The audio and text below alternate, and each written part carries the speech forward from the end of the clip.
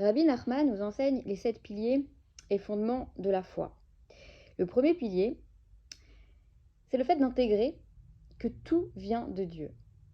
La base des enseignements de Rabbi Nachman, justement, réside dans le fait de comprendre, d'intégrer que tout ce qui nous arrive dans notre vie, que ce soit positivement ou négativement, provient de Dieu. Que ce soit sur le plan spirituel comme sur le plan matériel.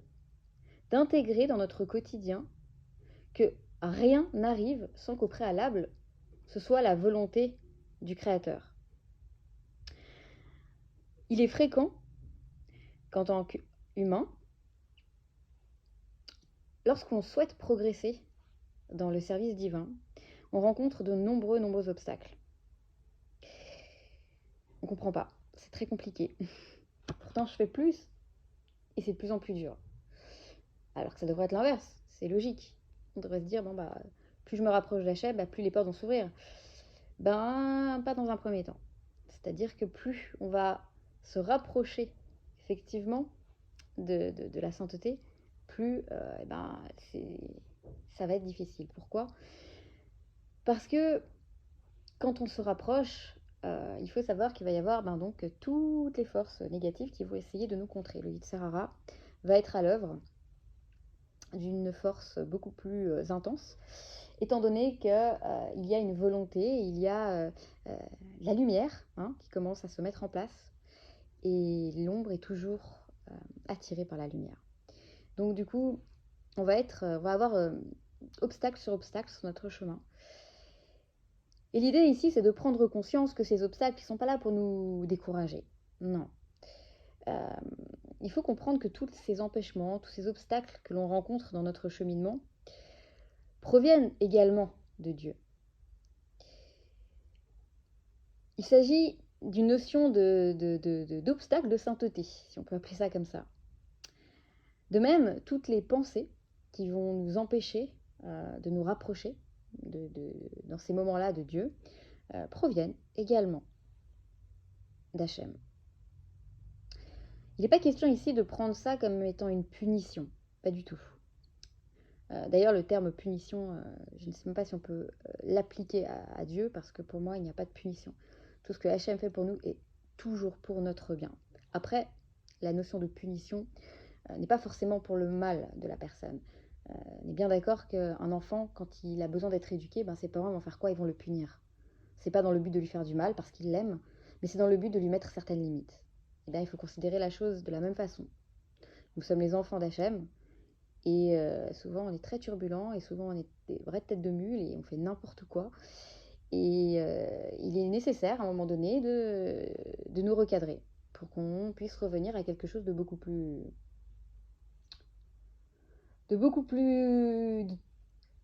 essentiel, je dirais, sur notre cheminement. Donc, lorsque l'on prend conscience de ça, l'on réalise que finalement tout ce qui nous arrive n'est finalement qu'envoyé par la grande miséricorde de Dieu. Hachem considère que c'est justement grâce à ces obstacles que l'homme va pouvoir véritablement se rapprocher de lui. Il y a plusieurs raisons à cela. L'une d'elles, c'est que lorsque l'homme va éprouver une certaine frustration, lorsqu'il rencontre ces obstacles, il va alors, dans ces moments-là, se rendre compte de son éloignement de Dieu. Rien que cette prise de conscience, ça va être le début de son rapprochement avec Hachem. Mais pour cela, il faut au préalable intégrer que sans l'aide de Dieu, on ne peut pas mériter par nous-mêmes aucun rapprochement. Rabbi Nachman nous invite à prendre conscience que l'essentiel va être d'épancher notre cœur devant Hachem, de tout lui raconter. Tous nos obstacles, nos frustrations, notre tristesse, notre colère, notre incapacité à avancer, tout. C'est-à-dire que peu importe ce que l'on ressent, s'adresser à Dieu, le supplier, prier. Pourquoi ? Parce qu'en faisant cela, on intègre Hachem, justement, dans le fait de vivre des situations difficiles. C'est-à-dire que Rabbi Nachman nous enseigne dans le Likutei Moharan que, je suis désolée, je ne me rappelle plus de la leçon, je ne suis pas encore assez aguerrie pour pouvoir citer comme ceux qui font des cours de Torah, citer de façon assez waouh. Je suis toujours admirative de les entendre dire au verset près leurs citations. Ils connaissent tout par cœur, donc ça, voilà, je trouve ça merveilleux. J'espère qu'un jour je pourrai le faire aussi, mais en tout cas j'en suis très loin. Donc c'est bien dans l'Écouter Moharan. Hein, le Rabbi Nachman nous enseigne que lorsque l'on associe Hachem à nos souffrances, c'est là où les choses peuvent se débloquer. Pourquoi? Parce qu'il n'est pas question de dire c'est à cause de Hachem que je souffre. Non, c'est de prendre conscience que dans des moments de souffrance, on s'en remet à Dieu en disant ok, je comprends pas, c'est dur, mais s'il te plaît, aide-moi. Je t'appelle, je t'implore en fait. Ça, c'est ce qui va permettre à Hachem de nous prendre en pitié, de pouvoir ouvrir la miséricorde. Rabbi Nachman nous enseigne que ça va être vraiment la clé de toute réussite spirituelle. Faut comprendre et intégrer que chaque éloignement, chaque petite rechute que l'on peut avoir n'est qu'en réalité qu'une opportunité pour nous rapprocher du ciel. En vérité, toutes les chutes d'un homme, qu'elles soient volontaires ou involontaires, vont provenir du ciel. Parce que ça va être le meilleur moyen de rapprocher cet homme de son but, de rapprocher l'homme de la sagesse divine. Et même si l'homme détient le libre arbitre, pourtant tout ce qu'on dit ici, ça représente visiblement une contradiction avec cette notion de libre arbitre. Il faut comprendre que cette notion-là, c'est quelque chose qui est très très très très très très très profond. Et véritablement, ça nous dépasse, cette notion de libre arbitre. Vraiment, ça dépasse l'entendement humain. Souvent, on va nous dire que le libre arbitre, c'est lorsque j'ai une situation, comment est-ce que je vais réagir face à ça. La situation, on la vit, elle nous est envoyée. Ok, qu'est-ce que je vais faire? Est-ce que je vais m'énerver? Ou est-ce que, au contraire, je vais l'accepter? Des fois, c'est les deux. Des fois, dans un premier temps, on s'énerve. Et après, finalement, là, il y a une compréhension. Là, il y a donc l'intellect qui va venir se mettre en marche.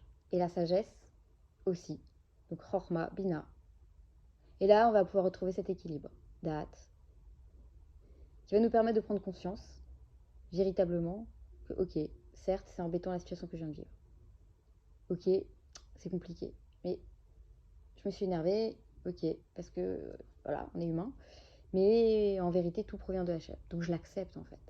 Là, le libre arbitre, il rentre en ligne de compte. En tout cas, si on peut l'expliquer comme ça pour essayer un peu de comprendre.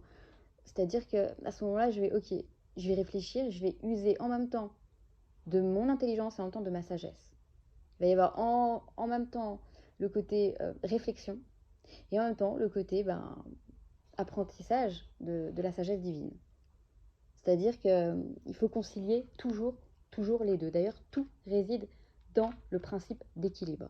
Hachem a construit le monde sur ce principe d'équilibre et il est absolument nécessaire pour nous aujourd'hui d'intégrer ce principe d'équilibre. Personnellement, lorsque j'ai commencé à m'intéresser au texte, j'ai appris énormément de par l'arbre de vie. D'ailleurs, je ferai une prochaine vidéo en ce sens parce que ça m'a énormément appris à comprendre les points culminants que nous devons atteindre en tant qu'humains pour justement arriver à être en harmonie. Donc, Rabbi Nachman nous explique que l'homme se doit absolument de juger favorablement les autres, mais surtout lui-même. Il doit toujours arriver à faire ressortir le positif chez lui. Pourquoi? Parce qu'en vérité, même les chutes, comme on l'a vu, proviennent du ciel. Donc, elles font partie du processus par lequel l'homme va pouvoir justement avancer dans son cheminement et à atteindre par ce fait sa réparation. Il est essentiel que l'homme doive faire preuve d'humilité devant Dieu et que l'homme doive constamment s'attacher à l'esprit divin. C'est quoi l'esprit divin? C'est attacher Hachem dans chaque chose. Atteindre un niveau de foi vraiment, un niveau profond, parce que je parlais d'une foi complète et totale, je ne sais même pas si on peut y arriver en tant qu'humain, mais en tout cas essayer d'arriver dans les profondeurs de la foi, ça va être dans le fait d'accepter en conscience que tout ce qui nous arrive, que ce soit encore une fois d'un côté positif ou négatif, tout provient de Dieu. Donc si l'homme, justement, va accepter en étant suffisamment modeste, il va accepter cela en conscience, il verra que tout ce qu'il imagine comme étant désordonné dans sa vie, que ce soit au niveau spirituel ou matériel, et ben, comme par magie, tout rentrera dans l'ordre. Et là, du coup, je vais pouvoir vous citer la leçon du Likutei Moharan qui explique ça. Ça va être dans le 2e chapitre donc de la leçon 82 du Likutei Moharan.